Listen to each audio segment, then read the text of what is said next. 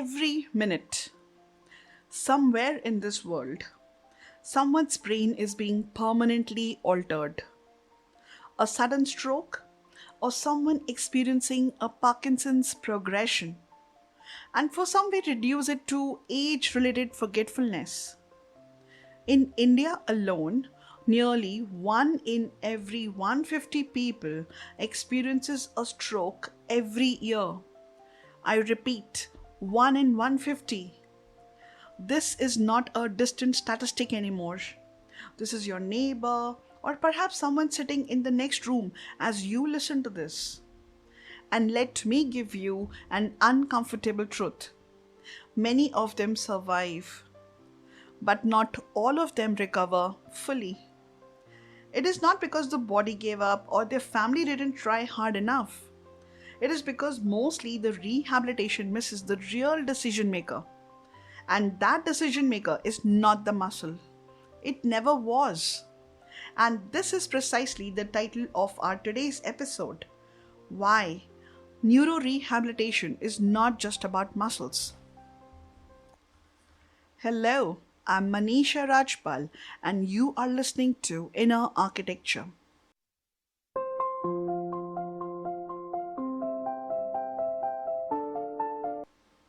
This is the second episode of our neurorehabilitation series, a series that was born because there is a critical part of recovery that the conventional system does not address. Now, think of your body as a city, a fully functioning, complex, busy city.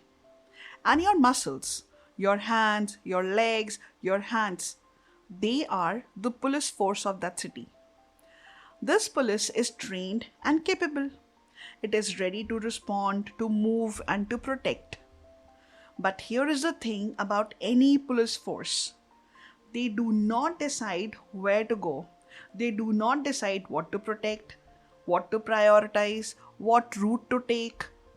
Every single instruction, every single signal to move comes from one place, and that is the headquarters. Now imagine this. The police is present, it is capable and trained, but the headquarters, it is silent or confused and starts sending mixed signals.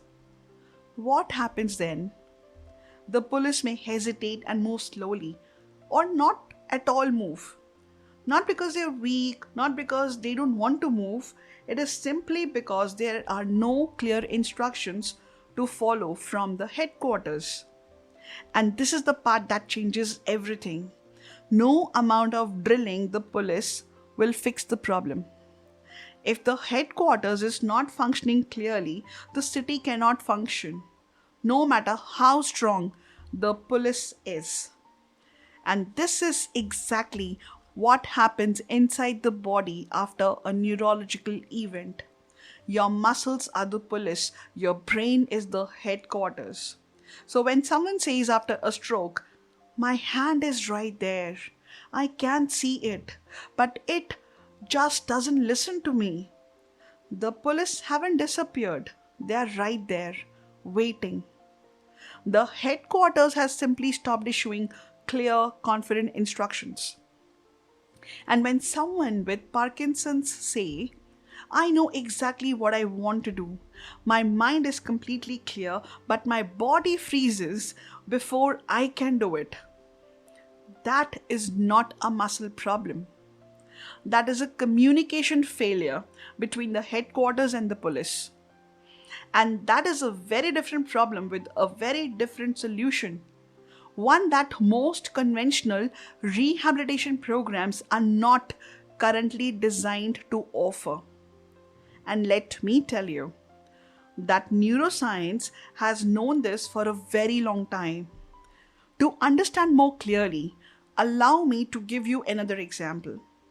Before any movement happens, for instance, before a hand reaches for a glass of water, the brain has already made its decision to pick it up or not, whether it is safe or not.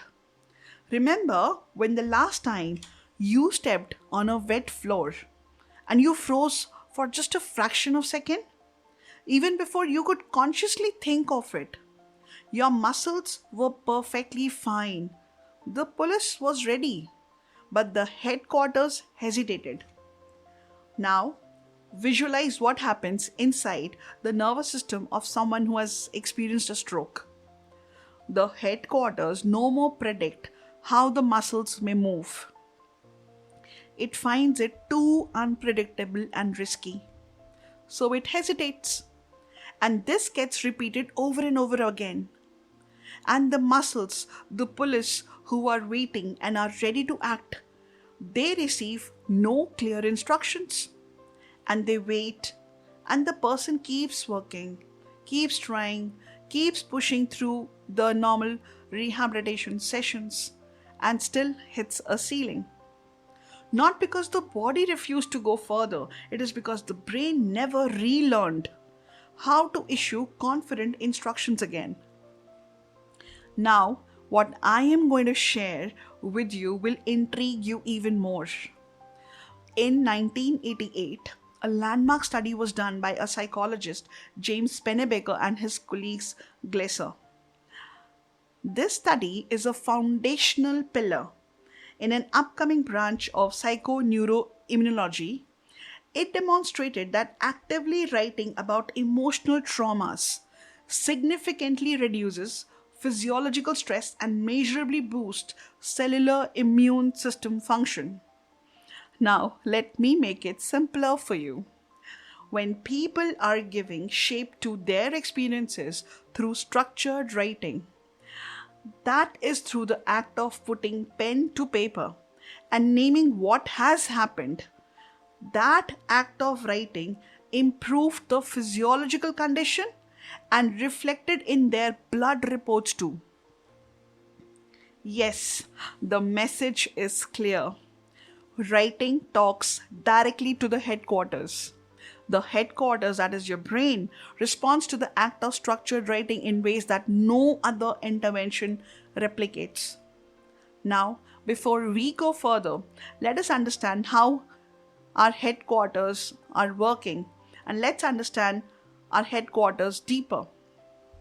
So, most people imagine the brain as one room with one authority, but it isn't. The headquarters has three departments, and after a stroke, these three departments stop talking to each other. Well, those three departments are planning department, emotion department, and movement department. And after a neurological event, the communication snaps between them, and this is the reason that recovery hits a ceiling. Let us understand each department one by one. The first department is the planning department, the prefrontal cortex. This is that part of the brain that sequences, organizes, and issues instructions before any movement begins. The second department is the emotion department, and it is the limbic system. And this limbic system has a part called amygdala. This amygdala is the headquarters alarm system. The moment it senses threat, it fires. And the moment amygdala fires, the planning department takes a backseat. The third department is the movement department, the motor cortex in the brain. And the motor cortex can only execute what the other two departments have agreed upon. Now, when these departments are out of sync, that is when amygdala is firing an alarm and the planning department has gone quiet. At that moment, the motor cortex is the movement department receives no clear instructions. And therefore, it results in poorly coordinated body movements. And I'm sure by now, this must have given you a fresh perspective to understand the rehabilitation programs. Like, the physiotherapy speaks to the movement department alone. The occupational therapy tries to coordinate movement and planning department but leaves the emotion department unattended. Whereas the counseling works with emotion and thought but does not address the body. So each approach works its own way, and They do a valuable work. But no single conventional approach calls all three departments into a meeting at the same time. We will come back and discuss which approach actually brings all three departments into an amicable discussion. But before that, I have an interesting research to share about affect labeling. This is putting feelings into words, and then I'm going to connect some more dots for you. In 2007, famous neuroscientist Matthew Lieberman and his colleagues at University of California discovered the neurological mechanism behind affect labeling. That means putting feelings into words. So, with the help of functional MRIs, they demonstrated that in prefrontal cortex, remember our personal planning department, that as the activity increases in this prefrontal cortex, there is a decrease of emotional response. In short, imagine this. The prefrontal cortex and the limbic system are seated on a seesaw. One goes up, the other goes down. And no points for guessing this. In today's world, it is the limbic system, our brain's alarm, that is firing most often with most people. And as a consequence, the planning department takes an off from the day. So, what is the solution? If we want planning department to help us with better decision making, we need to control excess firing from the emotion department. And how do we do that? Remember the research by James Pennebaker? That clearly stated the beneficial results of structured writing with respect to emotional calming. Exactly. If we want three departments to work in sync, we need to bring structured writing that will put the alarm off, allowing the planning department to take over. And here is one more research in this field of rehabilitation that I want to share regarding how potent structured writing is. And as we move on, I will put all these research findings into a perfectly fitted jigsaw puzzle for you to see. In 2023, International Journal of Environmental Research and Public Health documented a study done on elderly adults who were experiencing mild cognitive impairments. So during this study, when these elderly people were guided through specific structured handwriting practice to do, it was seen that they started showing improved attention and concentration. And not only this, with writing exercises, their cognitive performance improved. Their hand control became better, and above all, they showed greater emotional balance. Now you must be thinking how and why. Because handwriting, and this is the part that everything else in this episode is building towards. Because handwriting activates multiple brain systems simultaneously. It does not pick one department and work with it alone. Rather, handwriting is an activity that works at all of these areas, be it cognition, motor planning, sensory feedback, or emotional regulation, all at once, in a single stroke of a pen. The reason these researches are discussed today is to bring a very significant understanding that mostly gets skipped in everyday conversations. Listen to this. The headquarters is not a passive observer when a person writes by hand. It is indeed an active participant. And through guided, structured handwriting practice, it begins to recalibrate.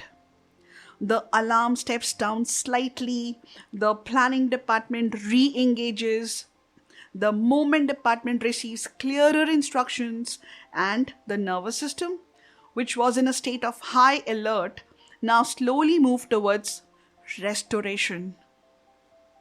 Now here, I would like to mention about a study which will settle this conversation for once and for all. But before that, let this thought sink in. If researchers are able to show the connections, then why our rehabilitation programs are yet not inclusive of these scientific findings? If you found today's episode enlightening, then save this episode in your playlist because you would want to hear these insights again. And to seal this understanding of structured writing as a gateway to our headquarters, we cannot ignore this study by Beijing Normal University. The researchers here used functional MRI imaging techniques with participants who engaged in structured handwriting practice. And what they found is exactly what we have talked so far. They found higher local efficiency in the frontal cortex and the parietal cortex of the brain. They also observed stronger connectivity in the limbic system. Overall, there was a better coordination between the structures responsible for planning, emotion, and movement. In short, the three departments were talking to each other more effectively just by the act of structured writing. Now you must be thinking, so what does handwriting actually do inside the brain?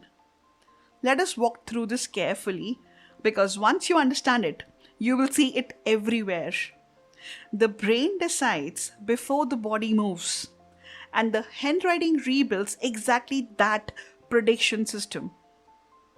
Every letter formed is a sequence. Every word is a series of tiny, calculated moments made in advance.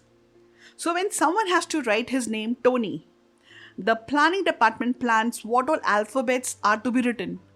Not only this, the shape of the letters, each letter will come in a sequence as T, O, N, and Y. So with every completed line, it is the planning department relearning how to plan. And this is where it becomes so interesting, our hand. Because our hand has one of the highest concentrations of sensory nerve endings in the entire body, particularly the index finger. And this is the finger that guides the pen. That means every time that finger moves across paper, the pressure, the texture, the slight resistance of the page, the proprioceptive feedback from the muscles, all this information travels back up to the nervous system, to the headquarters, our brain. Therefore, this is the most powerful thing handwriting does, and that is it gives the brain a sense of authority. The feeling of, I can do this and it will work. So when a person picks up a pen and completes every single line, something they decided to make now exists on paper because of them. And this is what going to break the ceiling in recovery. Because research on recovery consistently shows that the sense of agency, the belief that my actions have an effect, is one of the strongest predictors of rehabilitation outcomes. And handwriting actually does exactly this, slowly and gradually, restoring with each completed stroke at a time. That is not a coincidence. That is a meeting of all three departments in a single stroke of pen. And when the headquarters finally functions as one, the police don't just move. They move with precision, with confidence, and with the quiet knowledge that the instructions they are receiving is real. So that means clear instructions are coming. Now, here I would like to clarify something. Handwriting does not replace medical care. It does not cure neurological disease. What the research supports and what this work is grounded in is this: handwriting is a brain training task. It retrains prediction and restores a sense of control. Handwriting lowers the alarm so that the planning can begin. And a nervous system that feels safe is a nervous system that can heal. Do you know most people stop recovering not because the body refused? It is because the brain stopped believing it was safe to try again. Recovery doesn't stop at the muscles, it stops at the headquarters. If someone came to your mind just now, a parent, a spouse, a friend, who is somewhere in this journey, perhaps this is the episode to pass on to them. Sometimes a different way of seeing things is all someone needs to hear. And here is where this episode ends, but where the real question begins. We now know what handwriting does inside the brain. We know it speaks to the headquarters. We know it calls all three departments into a meeting. But knowing this raises a question that nobody in conventional rehabilitation has a clear answer to yet. How exactly do you use handwriting as a therapeutic tool? Which strokes? In what sequence? With what intention? How does a trained eye read what the hand is producing and to understand what the brain is communicating through it? Because handwriting is not just an output, it is a mirror, a reflection into the nervous system's current state. It shows if the alarm is still firing or whether the planning department is still hesitating. And to read those strokes on paper, to understand what handwriting means, and this is where rehabilitation meets something entirely new. But here is what I want you to sit with before we meet again. If the brain is the headquarters, the one giving every order, then what actually happens when the moment begins to return? After a stroke or after an injury?